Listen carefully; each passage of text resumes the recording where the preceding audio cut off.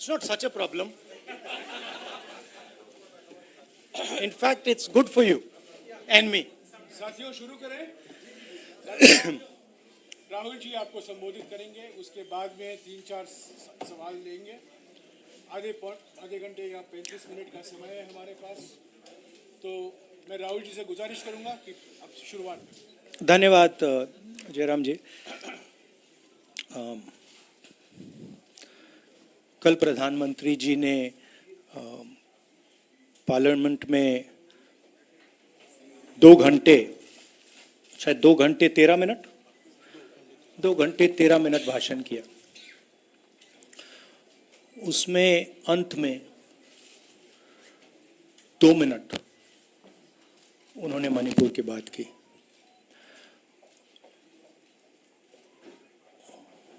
मणिपुर में महीनों से आग लगी हुई है, लोग मारे जा रहे हैं, बलात्कार हो रहा है, बच्चों को मारा जा रहा है।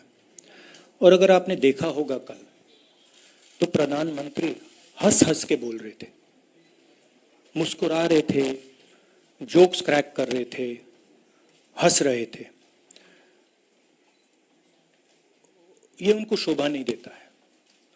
हिंदुस्तान का प्रधानमंत्री, अगर इस देश में हिंसा हो रही है, दर्द हो रहा है, हिंदुस्तान के प्रधानमंत्री को 2 घंटे मजाक नहीं उड़ाना चाहिए। विषय कांग्रेस नहीं था, विषय मैं नहीं था, विषय मणिपुर है। मणिपुर में क्या हो रहा है और उसको एकदम क्यों नहीं रोका जा रहा है, ये विषय है। मैं आपको अपना एक्सपीरियंस देता हूं, जो मैंने शायद अभी तक बोला नहीं, शायद पहले बोल देना था। मैं अब तकरीबन 19 साल से राजनीति में हूं और मैं हर स्टेट में गया हूं।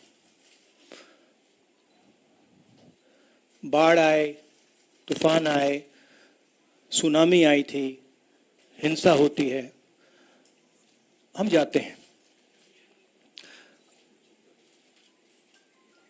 19 साल के एक्सपीरियंस में जो मैंने मणिपुर में देखा और सुना, वो मैंने कभी पहले नहीं सुना था। मैंने पार्लियामेंट में बोला कि प्रधानमंत्री जी ने, अमित शाह जी ने भारत माता की हत्या की है, मणिपुर में भारत को खत्म कर दिया है। मैंने ऐसे नहीं बोला था, ये खोखले शब्द नहीं है। मैं आपको समझाता हूं मैंने ये बात बोली क्यों। जब हम मणिपुर पहुंचे, हम लैंड किए, हमें मणिपुर में दौरा करना था। जब हम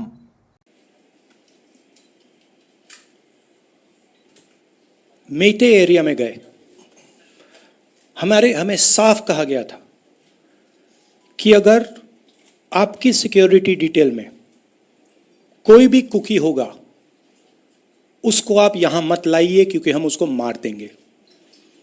और जब हम कुकी के एरिया में गए, हमें कहा गया अगर कोई मेथे आपकी सिक्योरिटी डिटेल में होगा, उसको आप मत लाइए, उसको हम गोली मार देंगे। हम जब गए, हमें मेतेज को परे करना पड़ा, हमें कुकीज को परे करना पड़ा। मतलब एक स्टेट नहीं है, आज 2 स्टेट है।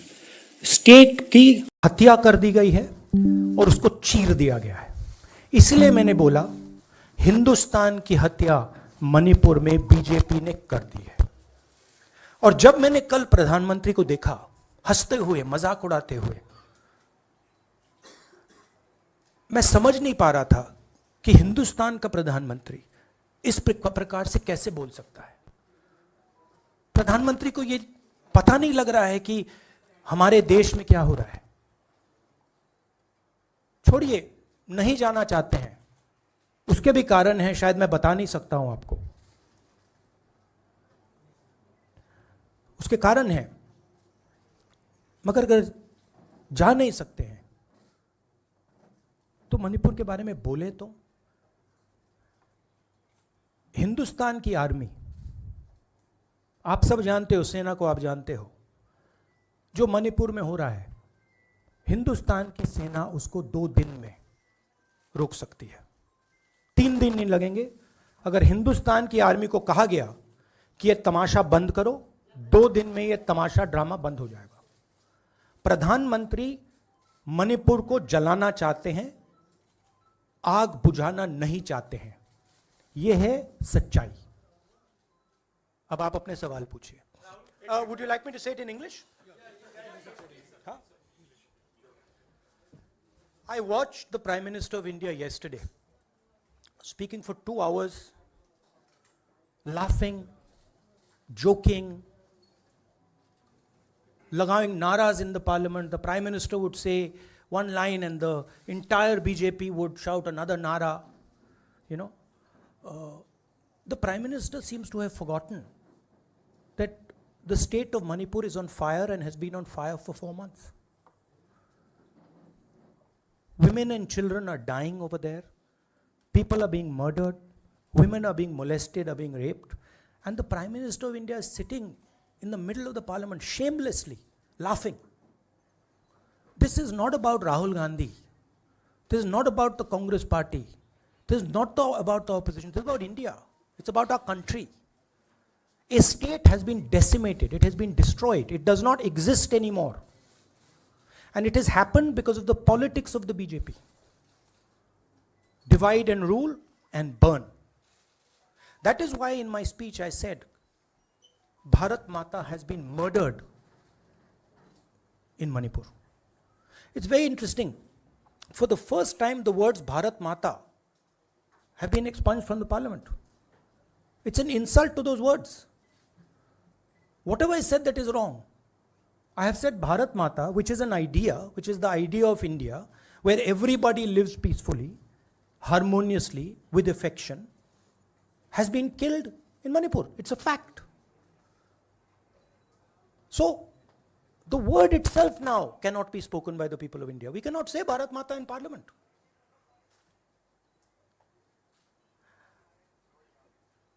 I want to tell you about my own personal experience of Manipur. I've spoken to you about, I spoke in parliament about the women I met, the pain I heard, but I want to tell you why I said India has been murdered in Manipur. And I said it because Manipur no longer exists as a state. A state requires control, a state requires authority. That is disappeared in Manipur. It does not exist. And I saw this with my own eyes. When we went to Manipur, when we went to the Meitei area, we were categorically told that please ensure, we want you to come, we love you, but please ensure that if there are any cookies in your security detail, they do not come into our area or we will shoot them. When I went into the cookie area, we were told the same thing. We love you, we want you to come. But please make sure, if there are any Meiteis in your security detail, we will shoot them. Do not bring them here. Before going to the Meitei area, we had to remove all cookies from our security detail. Before going to the cookie area, we had to remove all Meiteis from our security detail. When we went there, the security forces, central security forces, told us we have never seen anything like this. We were told it is completely outside our control. Okay? That is why I said Manipur has been murdered by the BJP and the idea of India has been murdered by the BJP in Manipur. I was not speaking metaphorically. I was speaking literally. Now, the Indian army, it will take the Indian army 2 days to put an end to the nonsense that is going on in Manipur. The Prime Minister refuses to stop the fire. He wants Manipur to burn. He allows Manipur to burn. Because if he did want it to stop, there are tools in the hands of the Indian government that can stop it immediately. I know. I have full faith in our army. I know, and every Indian citizen knows that if the Indian army is told, please put an end to this, it will stop immediately.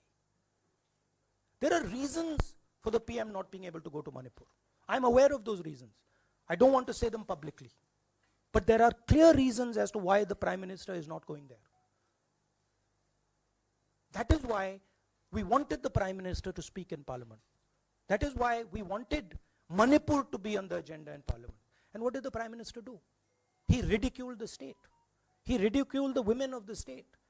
He laughed at the women of the state. That's the truth. Now please ask your questions. Sanjeev mike देना यार. Finally, I just want to say one thing again in English. See, the Prime Minister, when he becomes Prime Minister, he ceases to be a politician. He becomes the representative of the voice of this country. His the politics should be put aside. And the Prime Minister should speak not as a petty politician, as the leader of a political party, but the Prime Minister should speak with the weight of the Indian people behind him. And it's tragic to watch Mr. Narendra Modi. It's sad, because the Prime Minister does not understand what he actually is. He is our representative. He's my representative. He's all our representative. And watching the Prime Minister spend 2 hours talking about the Congress, talking about the opposition, making ridiculous remarks about the name, this really does not do justice to an Indian Prime Minister. I've seen Prime Ministers from the Congress party, I've seen Prime Ministers from the BJP, I've seen Mr. Vajpayee, I've seen Mr. Dev Gowda. None of them have ever done this. There's a complete misunderstanding in the mind of Narendra Modi ji about what the Prime Minister of India is. Rahul ji, you wanted the Prime Minister to speak in Parliament, and now that he's spoken, and you've said that he wants Manipur to continue to burn. So what is the Congress Party's next step to retrieve Manipur and save it? The only conclusion I can draw, because the Prime Minister has tools in his hand that can stamp out the fire in Manipur certainly within 3 or 4 days. But for some reason he's refusing to use those tools. Right? The Prime Minister could at least go to Manipur, talk to the communities, and say, I'm your Prime Minister. Let's start talking. It will be taken seriously. So I don't see any intention. Rahul ji कल ये भी प्रधानमंत्री ने अपने भाषण में कहा कि 2018 में ये लेके आए थे, 2023 में विश्वास प्रस्ताव लेके आए और 2023 में भी लाएंगे. तो एक तरीके से उन्होंने साफ तौर पर ये कह दिया कि मैं तो हमारी सरकार अगली बार भी बन रही है. एक पॉलिटिकल बात भी उन्होंने कही. तो आप उनके पूरे भाषण को आप ये कह रहे हैं कि पॉलिटिकल भाषण ज़्यादा था, मणिपुर पे बात बहुत कम थी. तो इसको कैसे देखते हैं? नहीं, भाषण हिंदुस्तान के बारे में नहीं था, भाषण नरेंद्र मोदी जी के बारे में था. वो अपनी राय, अपनी राजनीति, अपने एम्बिशंस वो आपको दे रहे थे. सवाल ये नहीं है कि नरेंद्र मोदी जी 24 में प्रधानमंत्री बनेंगे या नहीं. सवाल ये है कि मणिपुर जल रहा है, महिलाओं का बलात्कार हो रहा है, लोग मारे जा रहे हैं. सवाल ये है, अगर ये प्रधानमंत्री कहना चाहते हैं तो ये पब्लिक मीटिंग में कहें. मजाक बनाना चाहते हैं तो जब मणिपुर नहीं चल रहा है तो करें. बट प्रधानमंत्री को ये समझ आनी चाहिए, बात समझ आनी चाहिए कि पार्लियामेंट में जो चर्चा हो रही थी वो उनके बारे में नहीं थी, वो मणिपुर के बारे में थी. सर नमस्कार. कल प्रधानमंत्री ने बार बार कांग्रेस का नाम लिया और ये आरोप लगाया कि नॉर्थ ईस्ट और मणिपुर की सारी समस्याओं के कांग्रेस जिम्मेदार. आप क्या जवाब देंगे? नहीं, अभी मैंने बोला ना, वही तो जवाब है. मुझे प्रधानमंत्री को जवाब देने की जरूरत नहीं है. मैं सिर्फ ये कह रहा हूं कि एक स्टेट की हत्या की गई है, भारत माता की हत्या कर दी गई है मणिपुर में. भारत माता की हत्या मणिपुर में कर दी गई और प्रधानमंत्री लोकसभा में मजाक उड़ा रहे हैं. हंस रहे हैं, नारे लगवा रहे हैं, मुझे क्या जवाब देने की जरूरत है?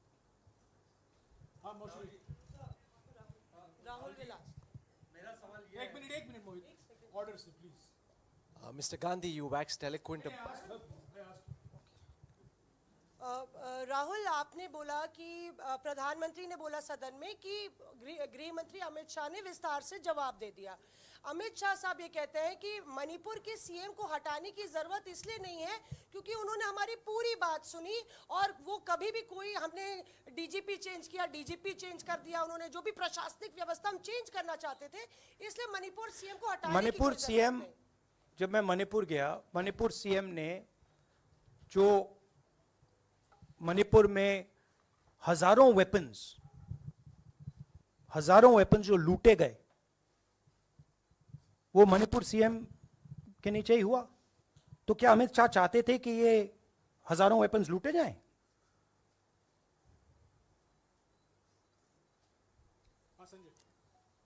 राहुल जी, जो हिंसा चल रही है, क्या अमित शाह चाहते हैं कि हिंसा चलती जाए? चीफ मिनिस्टर उसको रोक नहीं पा रहा है। अमित शाह जी कह रहे हैं कि भैया वो हमारी बात मान रहा है, तो क्या आप चाहते हैं कि मणिपुर चलता जाए? राहुल जी, एक संसद में एक नया ट्रेंड दिखाई दे रहा है कि कई सेशन से ऑपोजिशन के एमपीज या तो सस्पेंड हो रहे हैं या डिस्क्वालीफाई हो रहे हैं, या एक सेशन से ज़्यादा ये ऑपोजिशन के एमपीज का जो प्रिविलेज मोशन या प्रिविलेज रूल्स के तहत जो डिस्क्वालिफिकेशन हो रहा है या सस्पेंशन हो रहा है, इसका जो ट्रेंड बढ़ रहा है, इसको आप लोग कैसे एड्रेस करेंगे? आप देखिए, एमपीज को निकालें, वापस डालें, हमारा काम बदलता नहीं है। हमारा लक्ष्य जो मणिपुर में हो रहा है उसको रुकवाने का है।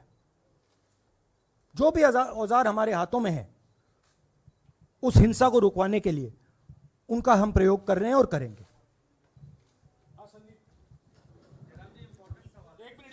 Yeah, Mr. Gandhi, you talked about using the army, deploying the army to control violence. You spoke that in Parliament. You've repeated here. But the BJP has criticized you and even previous Congress governments, saying that we want to solve the issue through dialogue. And they've criticized that in the 60s, in 64, the Mizo National Famine Front was bombed by the Indian Army, by the Indian Air Force. So they said that, you know, they do not believe I have never heard in my entire career, I have never been told anywhere I have been in India that if you take this person as a security officer with you, we will put a bullet in his head. I have never heard it. And I heard it twice in Manipur. That means there is no dialogue in Manipur. There is pure violence taking place in Manipur. The first step is to stop the violence, put an end to it. I point out the army, but what I mean is that the Prime Minister has multiple instruments in his hands. He's not using them. It's been burning for 4 months. He's doing nothing and he's laughing. I'm amazed people can't see this. That he's sitting in Parliament and laughing. Jairam ji, Last question. Jairam जी, मोहित दुबे हूँ news nation से। आपने 37 minute का भाषण। जयराम जी, राहुल जी नहीं मतलब आप मुझसे जयराम कर रहे हैं या उनसे? जयराम कर रहे हैं आपसे। राहुल जी, आप जय सिया राम। राहुल जी, आपने 37 मिनट का भाषण लोकसभा के भीतर दिया और 37 मिनट में सिर्फ आपको करीब 14 मिनट ही दिखाया गया, बाकी आपके चेहरे पे कैमरा नहीं था और आप मणिपुर गए, मैक्सिमम टाइम आपने मणिपुर के ऊपर बोला। इस परंपरा को आप किस तरीके से देखते हैं? पता नहीं, शायद कॉन्ट्रडिक्शन है। शायद पीएम मेरा चेहरा टीवी पे नहीं देखना चाहते, मगर फिर पीएम मेरी वीडियो के बारे में बात करते हैं, तो पता नहीं क्या है। बट मुझे लगता है शायद उनको मेरा चेहरा टीवी पे देखना अच्छा नहीं लगता। कोई प्रॉब्लम नहीं है। जो मैंने बोलना था, देखिए मुझे अपना काम करना है। मैं जानता हूं कि मीडिया पे कंट्रोल है, लोकसभा राज्यसभा टीवी पर कंट्रोल है, वो उसके बारे में मैं कुछ ज़्यादा नहीं कर सकता हूँ, मगर मुझे अपना काम करना है, मैं अपने काम को करता हूँ। जहाँ भी भारत माता पर आक्रमण होगा वहाँ मैं आपको खड़ा मिलूंगा, भारत माता की रक्षा करते हुए मिलूंगा।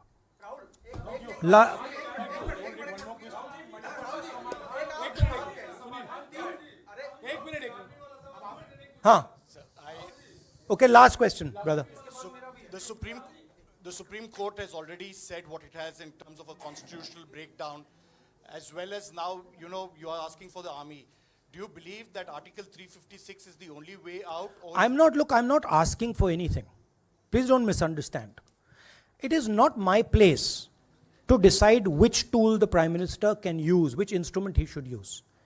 I am pointing out that there are multiple instruments that the Prime Minister has at his disposal, and he is not using a single one. I am pointing out that Manipur has been burning now for 4 months, and the Prime Minister is in a very good mood. He's sitting in Parliament, he's laughing, he's joking, his entire cabinet is in giggles. This to me seems completely insane. This has got to stop. India is burning in Manipur. The idea of India has been destroyed in Manipur. Let's rebuild it quickly. Thank you.